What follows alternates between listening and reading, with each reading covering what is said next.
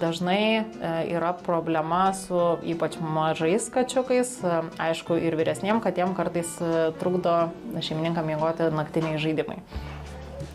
Trečią nakties, pavyzdžiui, pradeda žaisti, atranda kokių ypač barškančių žaislų, tai tą dažniausiai problemą padeda išspręsti įvesta rutina. Kaip rutina visą tą nusistato katė, tai dažniausiai pagal maistą. Visas problemas yra rekomenduojama apskritai elgesio spręsti su maistu, nes katė tai sieja kaip maistas su gerom tom emocijom visom.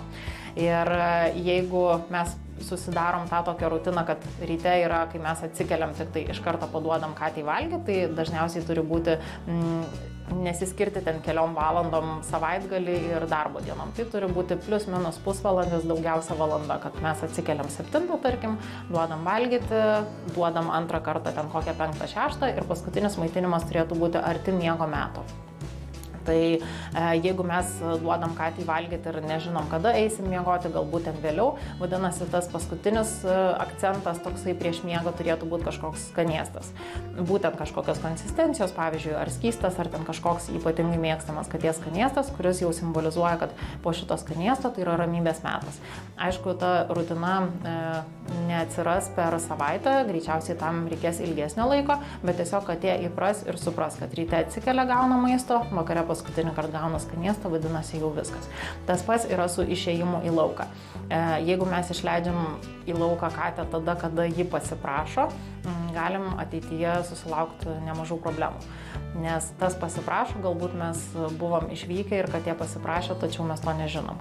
Arba miegojom, ten buvom, nežinau, kažką veikiam, televizorių žiūrėjom elementariai ir tiesiog negirdėjom, kaip katė prašėsi, ir tas gali tiesiog sukelti problemų, nes vėliau katė pradės šlapintis prie durų, nes aš prašiausi, tu manęs neišleidai, ir tai yra ženklas, kad kažką padarei negerai.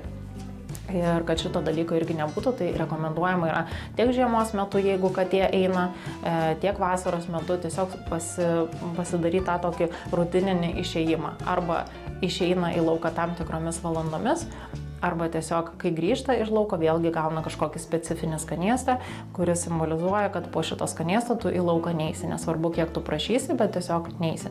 Ir dažniausiai, kai katės prašo tų skanėstų kažkokių ar išėjimo į lauką, geriausia yra apskritai katę ignoruoti. Nesakyti, kad dabar nelaikas, negalima, vėliau, ką čia sugalvojai, tiesiog geriausia yra nebendrauti apskritai su kate.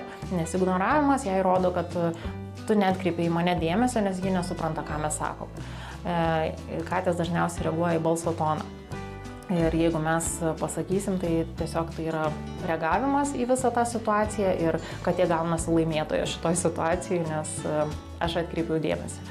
Tai taip pat yra su skanėstais, irgi reikėtų pasiskirti kažkokį tam tikrą laiką, kada mes duodam skanėstus, irgi ten ar prieš miegą, ar po to grįžimo iš lauko, nes jeigu mes katei skanėstų duosim tada, kada ji prašo, tai ji gali pradėti nuolat prašyti tų skanėstų ir mes tada jau arba mus gerai išdresiruoja ir mes einam tada, kada katė paprašo, arba tiesiog bus toksai nuolatinis reketas ir namie sunku bus padėti koją, nes katė bandys mums sukliudyti, kad mes atkreiptume dėmesį ir duotume jai skanėstų. Ir iš viso to gali būti ir išsivystęs išrankumas maistui, ką mes skatinam visais tais skanėstais, ir prašymas vis kažko skanesnio ir nebežinosim, ko po to mūsų katė nori, kurio maisto. Ta rutina apskritai jinai turėtų būti vykdoma su dauguma dalykų, kad ir su veterinarijos gydytoju. Jeigu mes išvykstam, tai galbūt irgi kažkokį žinoti, kad gaus skanėstą, kai grįž, tam, kad nebūtų tai tik tai skriauda, nes pas gydytojus nuvažiavus faktas, kad katė dažniausiai skriaudžia gydytojai, ar ne, visada liečia ten, kur skauda, vaistus leidžia ir panašiai, kas katei, jai sudėtinga yra suprasti, kad mes gero norime. Tačiau tas visas blogas tokias situacijas sieti su maistu, tas pats ir fejerverkai, tarkim, naujųjų metų periodu, ar ne, kad irgi pratinti prie to garso nuolatinio, tokio, jeigu yra labai labai stipri baimė, tai tiesiog galima įrašyti tą garsą, ar ten kokių sirenų, ar kažkokių tokių staigesnių garsų ir nuolat katę maitinant vis garsinti tą tą visą garsą, kad katė tiesiog priprastų, kad čia nieko blogo, nes aš tai sieju su maistu, viskas yra gerai ir tiesiog po to atsiradus tiem garsam, katė tiesiog pripranta, kad tai yra normalu ir čia nieko yra blogo. Tai va tiesiog skatinti visas tas blogas emocijas sieti kartu su maistu, kad tai nėra labai blogai. Yra, aišku, ir kiti būdai. Kitos katės, jeigu jos nepasiduoda maistu, galbūt jom yra labai svarbus paglostymas. Tai gal jom tas geras žodis, elgesys, tie pasimylavimai bus didesnė paskata negu maistas. Tai tada jau, aišku, automatiškai turim reaguoti į šitą dalyką.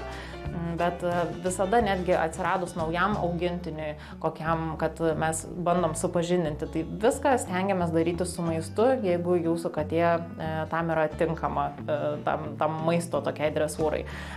Vien dėl to, kad jom tai yra gana svarbu ir jos visas tas, sakau, blogas emocijas tiesiog susijęs su geru dalyku. Aišku, jeigu yra naujas augintinis, tai irgi nebandyti to daryti per greitai, skubotai, tiesiog reikėtų tai daryti labai po truputį ir aišku, kad jeigu yra geras elgesys, mes pagiriam, kad tai yra, pagiriam skanėstu. Jeigu matom, kad tai yra blogas elgesys, tai vėlgi neguosti, kad čia tave nuskriaudė ir duoti skanėstą, nes mes tada atvirkščiai skatinsime tą baimę ir agresiją, jeigu netinkamų momentų paduosime tą skanėstą.